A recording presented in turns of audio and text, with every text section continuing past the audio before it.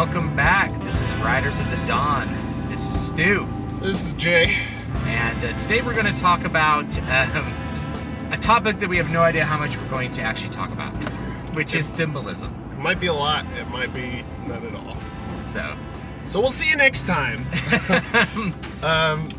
This is something we were actually talking about this on our drive home yesterday, and how, especially in public education, in English classes, teachers spend a lot of time talking about symbolism and like kind of demanding that students see in literature the same things that they see. yeah. But what I think is more appropriate is that narrative and storytelling teaches lessons, and those lessons really have multiple different, they're applicable to a lot of different things. Yeah. So one thing we like to talk about a lot is we like to talk about the Matrix, because everyone's taking these blue pills, and we like to spit red pills at everyone.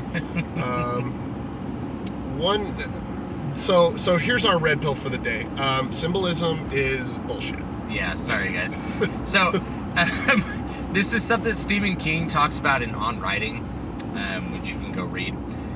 He relates an experience how when he was studying literature at the university level, he was constantly dealing with professors that were asking, like, well, what do the aliens represent? It's like, they don't represent anything. They're just part of a story, right? And so he wrote, he wrote a story with like aliens in it, and the professor was like, I love how the aliens represent this or that. And Stephen King's response was like, they don't represent anything. I just wanted to write a story with aliens in it. So, in a lot of cases, people invent symbolism. And that's not to say that there's not themes which can be applied outside of that story, or messages that can be applied outside of that story. I think any good story with a moral sense to it has lessons you can apply outside of that story, like, sour grapes or Aesop's fables. Those grapes are sour anyway. Now we just have a cliche term, it's sour grapes, meaning, you view something you can't have as negative simply because you can't have it. Mm-hmm. But the grapes are not like symbolic for anything in particular that's not grapes. It's not like, right. The grapes symbolize the women that you can never acquire. No, the grapes don't mean that. It's just it's a theme. So a lot of times I think people get confused between those two things. They're like, there's a moral lesson or there's like a moral theme, but that does not mean that there's like some specific symbolism going on. So with Lord of the Rings, one of the things you'll hear a lot in literature class is like, oh, the Ring of Power symbolizes political power, and well, yeah, it could, but it kind of does. It kind of does, but Tolkien was an anarchist. Yeah. So what I think the more proper thing to say is that the ring just symbolizes power, which it doesn't even symbolize. It's pretty explicit. Yeah, it's power. It is power. It's not symbolically powerful. It is powerful. Yeah, so we see moral, upright, good characters become corrupted by power, and evil, bad characters being evil and bad with power. So it's not symbolic, it's literal. Yeah, something that Tolkien fought against for years, and you still will see it pop up, is that Lord of the Rings was somehow a allegory for World War II. He fought against this idea for years. It's not an allegory for anything. And maybe it was because his friend C.S. Lewis specifically used allegory and symbolism. But even then, like, if you look too deep into Chronicles of Narnia, you're like, well, what does this symbolize? It's like, that character doesn't really symbolize anything in particular. It's part of a fantasy story. Yeah. It's like, yeah, clearly Aslan is Jesus, right? He's the Jesus lion. Possibly also the Demiurge for you Platonic folks. But anyway, so like sometimes there's symbolism, and then that means, oh, everything must mean something else, and that's not necessarily the case, really at all. even in Chronicles of Narnia. Yeah, there's a lot of allegory in it, but not everything is allegory. Some things are just components of story. And this sort of gets down to the problem that I have with the way that we teach literature often, is that instead of teaching the components of a story, how to read a story and understand how it works, we focus on things like themes and symbolism. Yeah, it's baffling because you talk to kids about, you know, a specific passage in a book, and you're like, all right, what is he saying? And they're like, well, he's talking to another man, so it symbolizes the patriarchy, right? Yeah. It's like, no. Good job. No, wait, no, but what are they actually saying to each other, right? Yeah, what's the function of this scene in terms of the story? Yeah, there's... Kids can't even, you talk to kids that can't even comprehend what I'm talking about when I say that. And it's like literature teachers just skip over what I would consider the most important part of what they're trying to teach, and they jump right into this idea of symbolism, which it's like this. It's the search for meaning. It's like good literature is effective, right? So we should find the message that it's trying to be effective at. It's like, well, I think it's probably pretty good to talk about what things the author does that are effective. Yeah. Right? Because an effective story, you can have a story that has the best message in the history of mankind. But if it's you don't not want a to good turn to story, page 2, nobody's going to read it. Yeah. Your first job as an author is to make sure that the reader wants to turn the page. That's your first job. Yeah, well, one thing that I love, by the way, thinking about symbolism, I remember this documentary from years ago about Star Wars.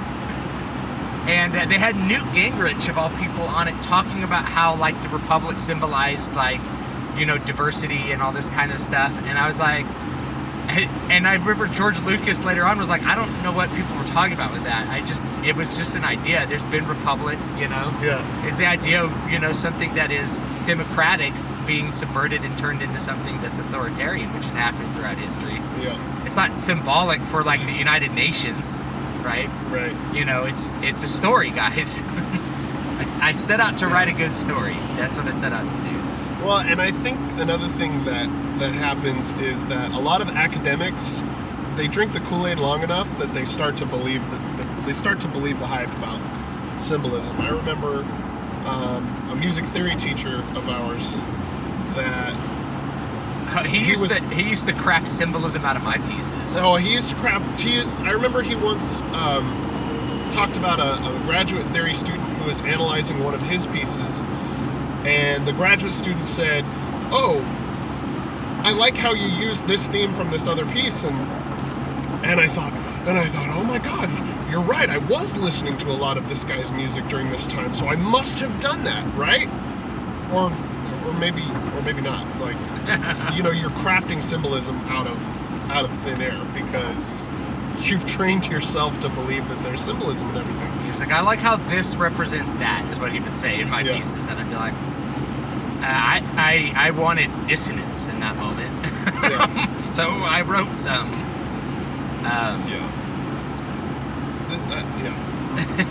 I remember I argued with my high school literature teacher quite a lot because we read books that I didn't care for, and so when I talked about how much I didn't care for them, she just told me that I didn't understand the symbolism.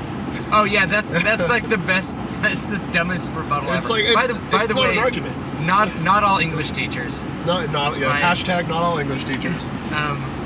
But I encounter a lot of that. It's like I didn't really like this book. It's like, well, you probably just didn't really understand it. Let me help you understand it. It's like, no, I understood it just fine. I just didn't like it. I didn't enjoy reading it. I didn't like the style. There's a million things that go into you liking a book. And if you're handing The Great Gatsby to a 15-year-old in 2017, I just can't imagine they'll get much out of it. Yeah. I just can't. Like, the character in it is 30, and it's about basically being 30. Yeah. And about letting go of the past, about people who can't let go of the past, about people idealizing each other and things like that. None of that stuff makes sense to a 15-year-old. 15-year-olds have no experience with unrequited love. how are they gonna like enjoy the themes of The Great Gatsby? And The Great Gatsby is not necessarily full of symbolism. I remember that too. It's like, oh, this represents that. It's like, no. I think it's just a story about a guy who can't let go of the past. Yeah. That's what it should be about. When I was 15, I thought The Great Gatsby was stupid.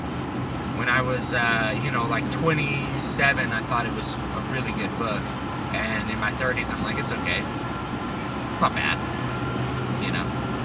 Well, you gave it more chances than I did because I never picked it up again. Yeah, I picked it up again because I was like, perspective changes things. Same thing with like Old Man and the Sea. I think it's like my least favorite Hemingway book that exists, and it's the one everyone has to read because they're like, he should read Hemingway because Hemingway is important, right?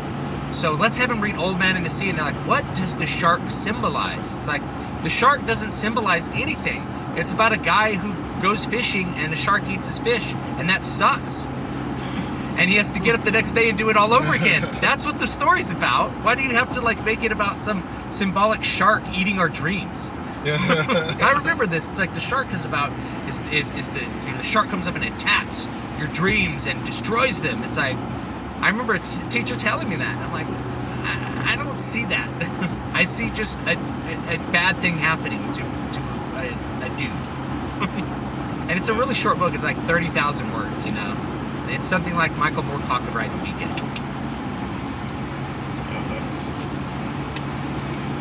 My biggest complaints were...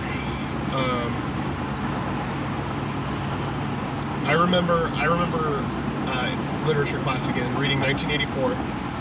And actually, like, oh my gosh, finally a book that I like. Finally a good book. Finally a good book. And so I ate it up and I wrote. It was like my midterm for this class, and I worked really hard on it. I loved the book. I really dug into it, and I talked about it a lot. And I remember I got back the paper, and it was like a B, and with no comments whatsoever about anything that I had done. And then talking to a friend who didn't read the book, who read the Spark Notes, who wrote a paper that just had all the talking points that were in the Spark Notes. Because I'm sure that that's what the teacher did.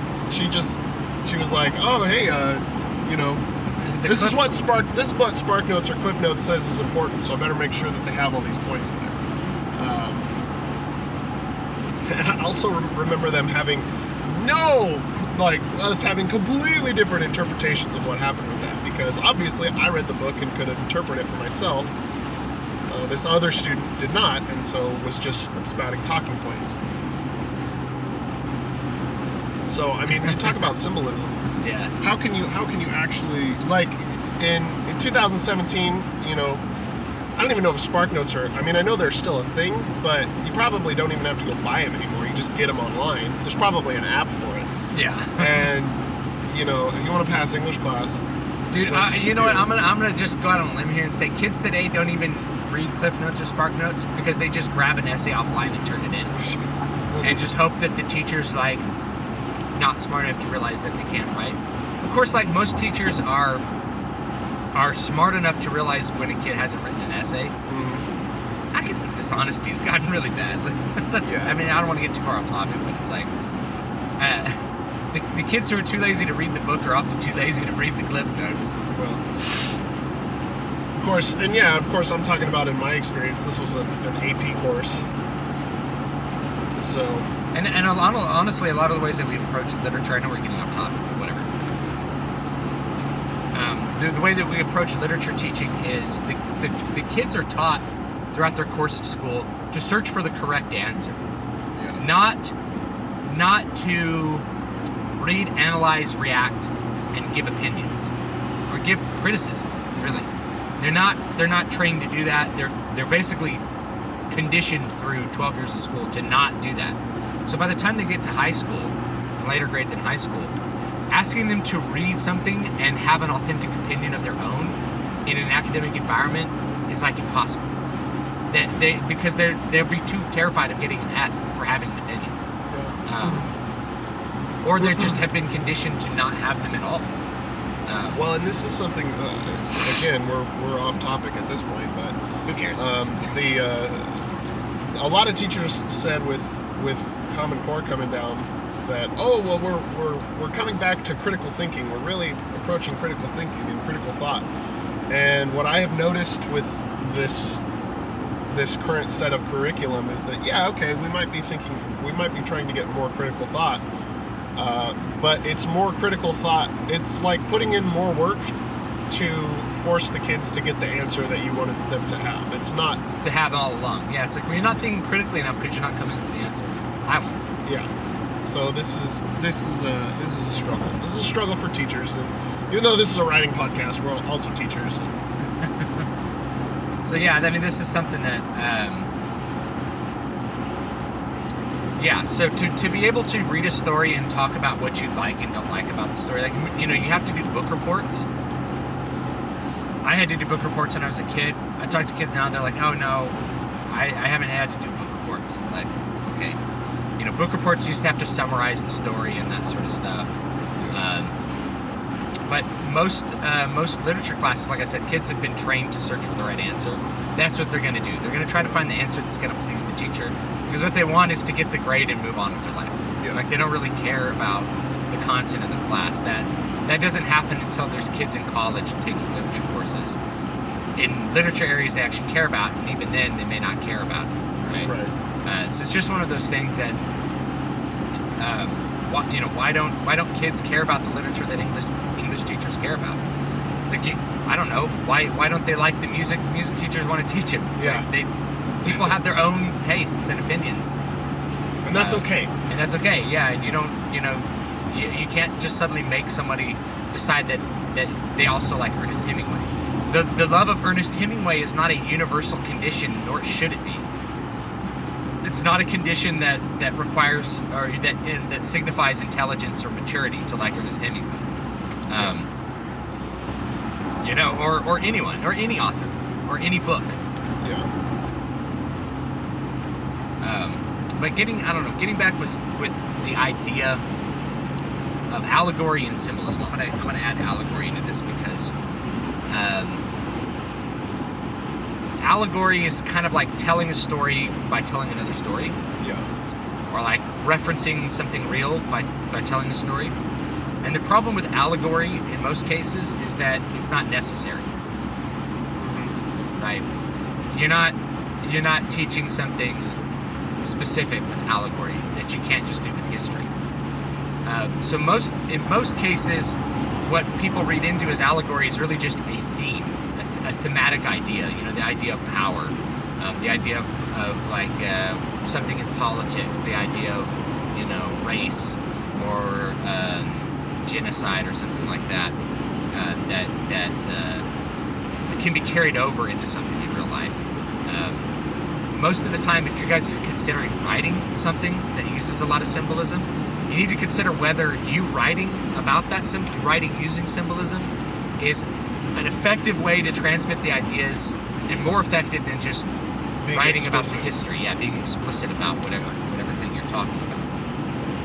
Yeah, this is. I think we encountered this with our first venture into screenwriting.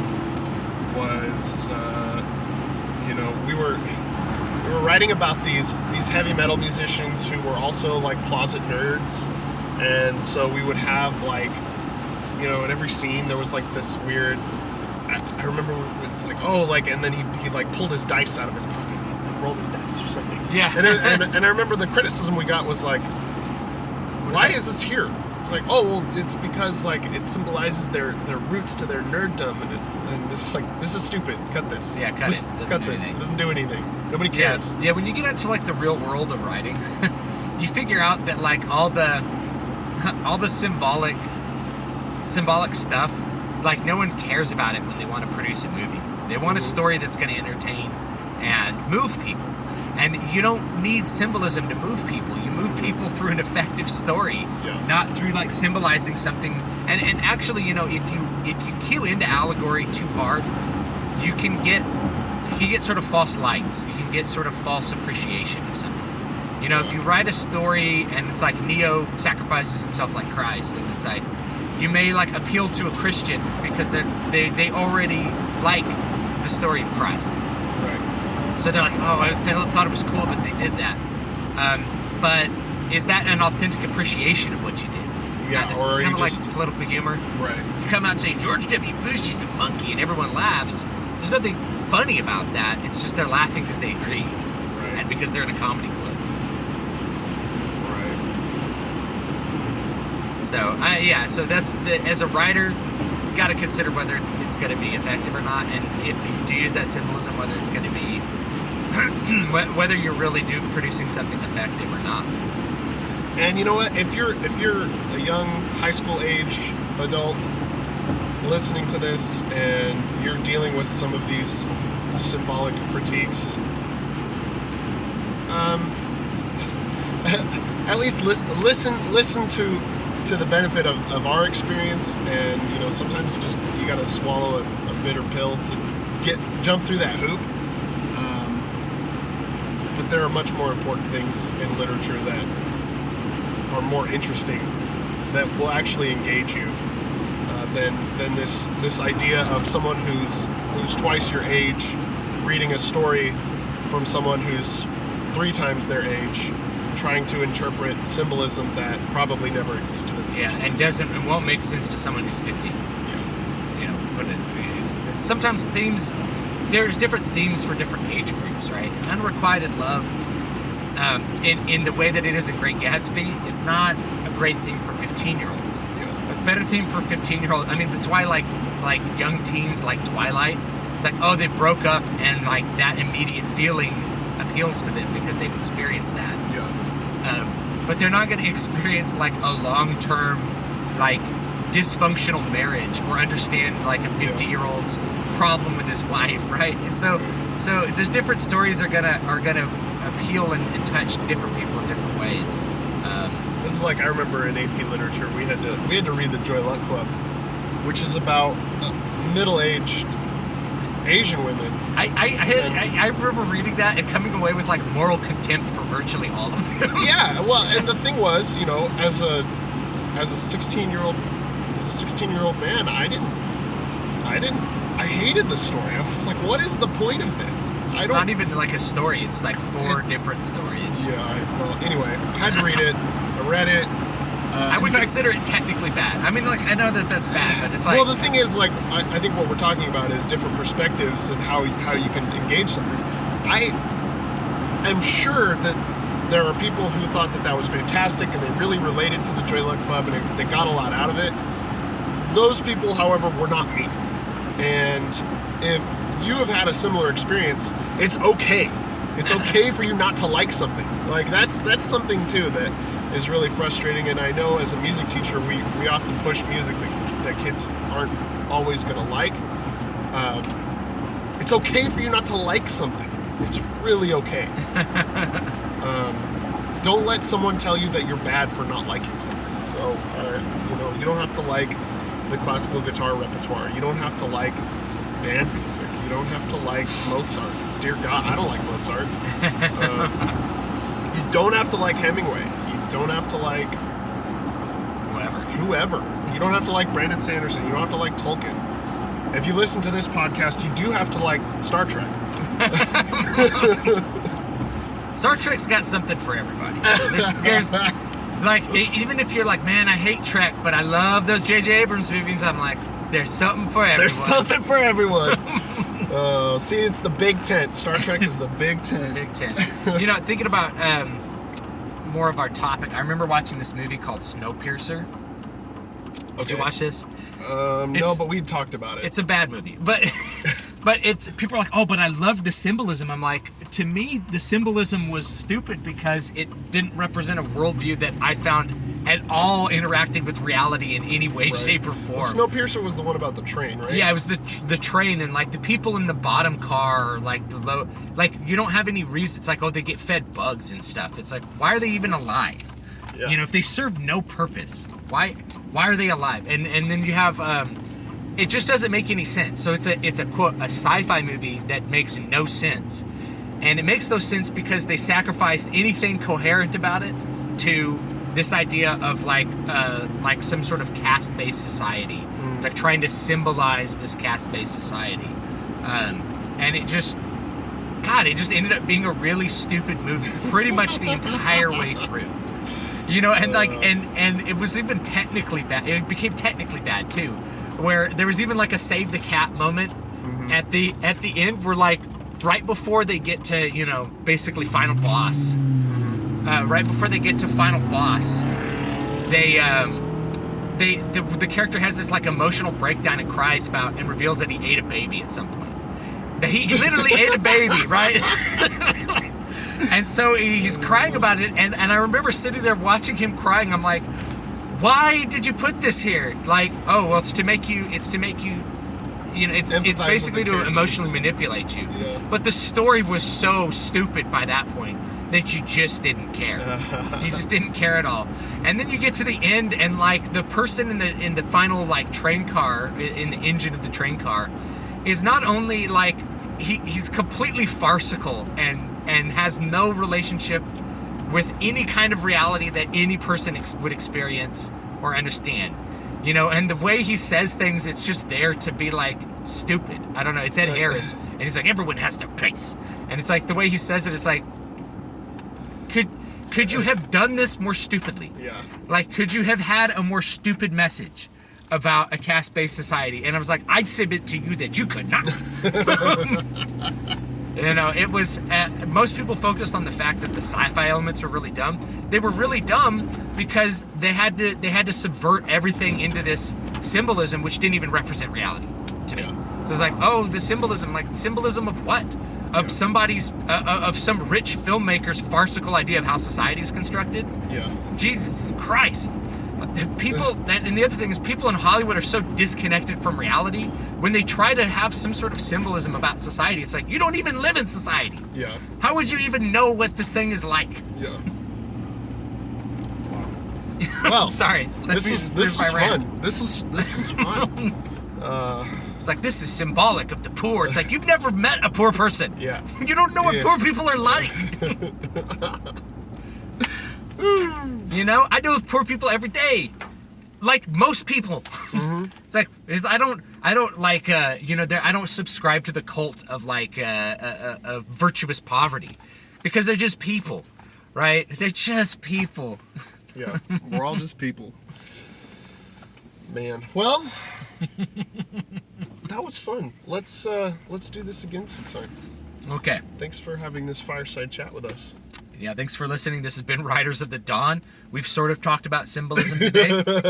Sort of. This podcast is symbolic to the way that your life often gets off track and goes in directions that you don't expect. That's what it represents. It also represents that character that you thought was really cool, so you tried to write him, and he just ended up being an asshole. Turns out badass and asshole are pretty much the same thing. All right, so this has been Riders of the Dawn. This is Stu. You can find me at davidvstewart.com or dvspress.com. This is Jay. You can find me at matthewjwellman.com. Let's see. You can find me at on Twitter at MJWellman, and on Minds at MatthewJWellman. And you can find me on Minds as at DVS Press. You can email the show at Stu, S-T-U, at davidvstewart, STEWART.com. And we look forward to hearing from you, and hope you guys have a great day. Is that it? That's it. All right.